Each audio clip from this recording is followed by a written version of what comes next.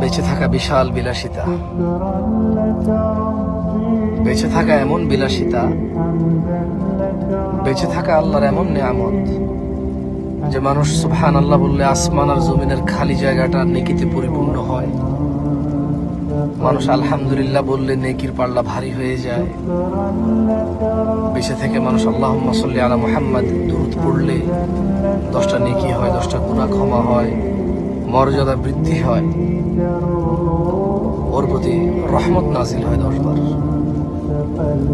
বেঁচে থাকলে ফজরের 2 রাকাত সুন্নত আদায় করলে দুনিয়াতে যা আছে এর চেয়ে বেশি কিছু পাওয়া যায়।